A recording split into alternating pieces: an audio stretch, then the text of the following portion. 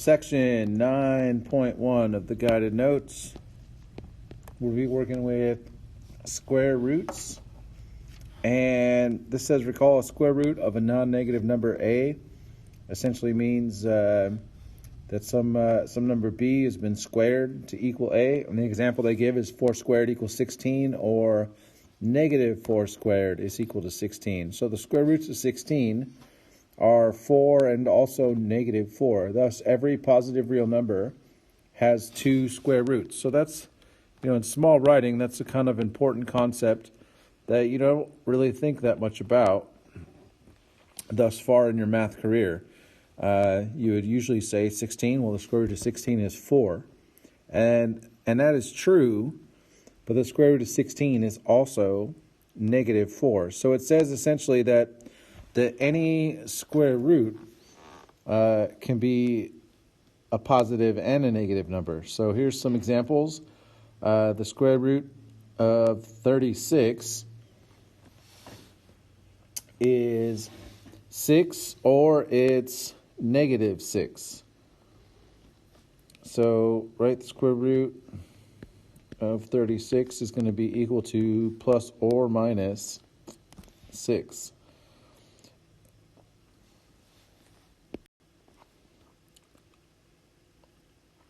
And then they also show you, if a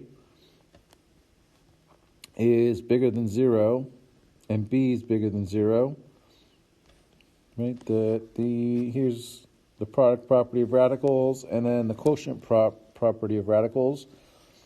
And here's basically worked out examples. So let's take a look at these examples down below. The square root of 49. And that's going to be equal to essentially a positive 7 and a negative 7. The plus or minus square root of 12. Well, 12, if we do a factor tree, breaks down into 4 times 3, which is 2 times 2 times 3. So if I'm trying to do the square root of 12, I can pull out the pair of 2's. So this is going to be plus or minus essentially 2 rad 3. So, and then, plus or minus the square root of 4 times 3.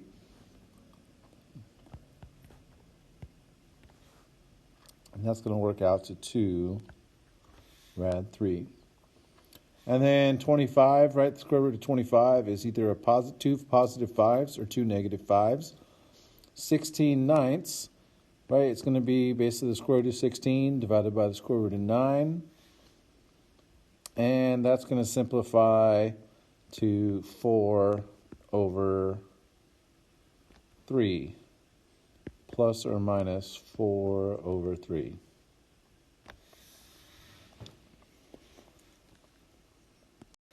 So now let's solve for an equation using square roots. And if you're looking at this example here, first, to get rid of this 8, you're going to have to add 8 to both sides. So we add 8 to both sides, plus 8 here, plus 8 there. These, of course, are going to cancel. You have 2x squared is equal to 8. Next step. Divide by 2, and I divide both sides by 2.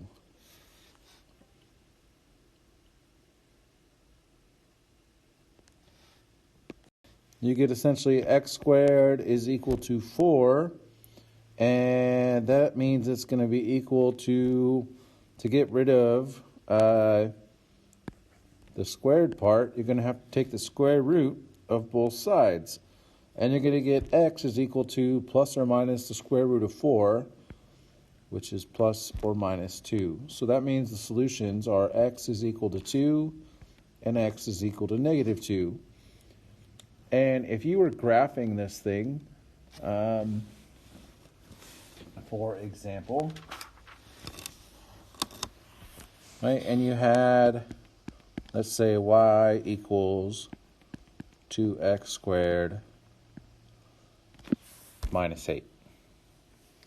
You would find that the graph intersects the x-axis at a positive 2, 0, and a negative 2, 0. So the roots of the equation are essentially the zeros of the related function.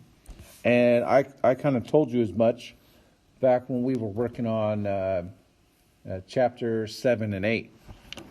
So roots and zeros, at least in this sense, are identical things.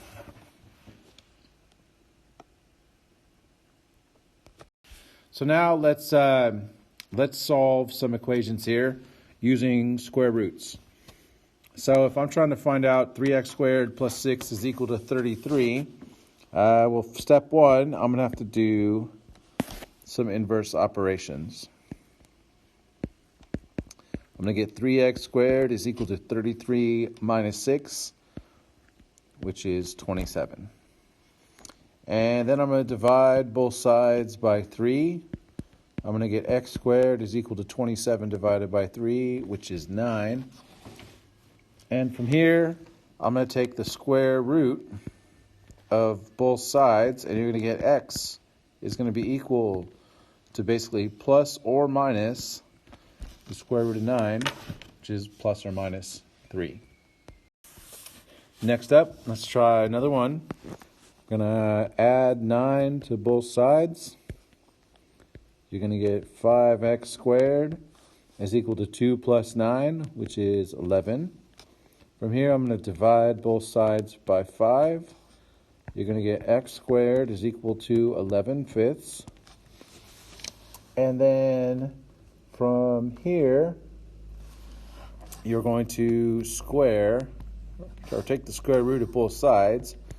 You're going to get x is equal to essentially plus or minus the square root of 11 divided by the square root of 5.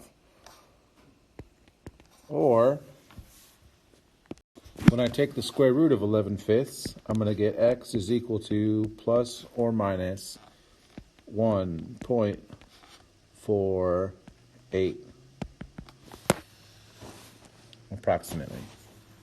Right, I'm going to round after that point. So hopefully this is making some sense. And let's take a look at some more. So now let's solve an equation of the form a times x plus b squared equals c using square roots. So it says I have to isolate the squared part on one side of the equation, right? So the first step would be, in this, would be divide both sides by 3. So when I divide by 3 and divide by 3, I'm going to get x minus 5 squared is equal to 18 divided by 3, which is 6. And then from here, to get rid of the squared part, I'm going to take the square root of both sides. And on this side, that's going to drop the squared. I'm just going to have x minus 5. And then I'm going to have plus or minus the square root of 6. Last step, or well, I should say close to the last step, I have to add 5 to both sides. So you're going to have plus or minus the square root of 6 plus 5. And then, right, the square root of 6 plus 5 is a number. And so is the negative square root of 6 plus 5. And this symbol here, this stands for approximately. Approximately. So when you see that, I call it squiggly equals. When you see the squiggly equals, it means it's about this. It's approximately that. So your calculator will do these. If I take the square root of 6,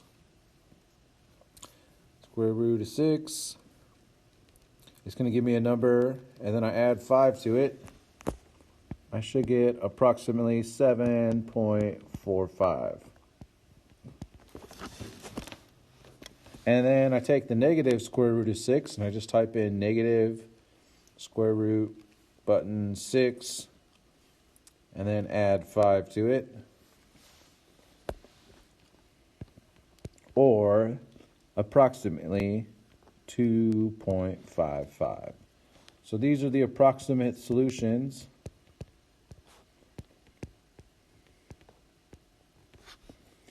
And there you go. Basically, if x is this number, or x is that number, when I plug it all back in to the original equation, that will give me 18.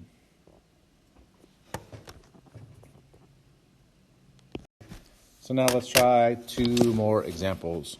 First step, divide by 4. I'm going to get x plus 10 squared is equal to 24 divided by 4, which is 6. Next step, the opposite of squaring something is to take the square root. So this is going to convert the square root of x plus 10 squared is simply x plus 10. And then this is going to be plus or minus the square root of 6. Next step, subtract 10 from both sides. You're going to have x is equal to plus or minus the square root of 6 minus 10. And that's a key word, right? Plus or minus, right? That's what this stands for. This stands for plus or minus. And when you see that, that means like 2 answers, right? X is going to be equal to the positive square root of 6 minus 10. And x is equal to negative square root 6 minus 10. And you'll find, right, these are both, they're different numbers. So we're going to use, instead of equals sign, I'm going to use the approximate symbol, or squiggly equals. Squiggly equal sign, right? This simply means approximately, right? On this side, right, these answers are exact. Exact. And these answers are approximate. So what is the square root of 6? Because I'm probably going to take some liberties, right, when I round. So this is approximately 7.55.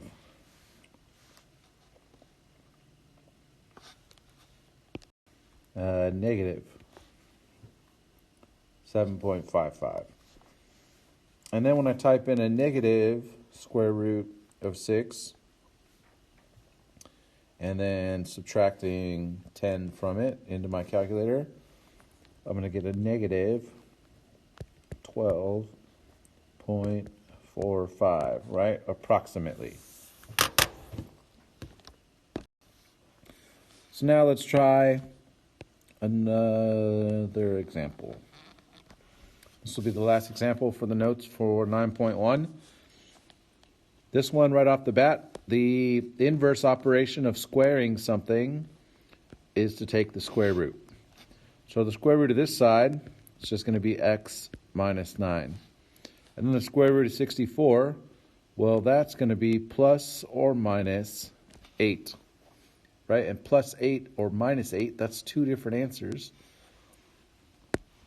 So then from here, right, I have to add 9 to both sides. So you should get 2 answers, right? You're going to get x is equal to basically plus or minus 8 plus 9, which means x is either plus 8 plus 9, which is 17, or x is negative 8 plus 9, which is 1.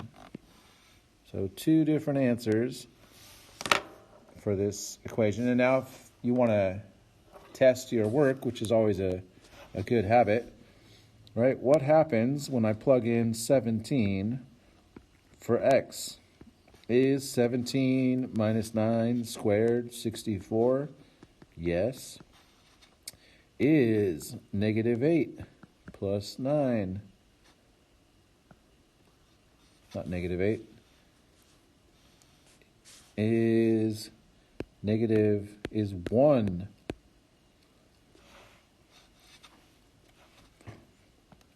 Is 1 minus 9 squared, is that 64? And the answer is yes, that's also 64. There you go. That's just the notes for section 9.1. Now we'll try some of the work in the textbook.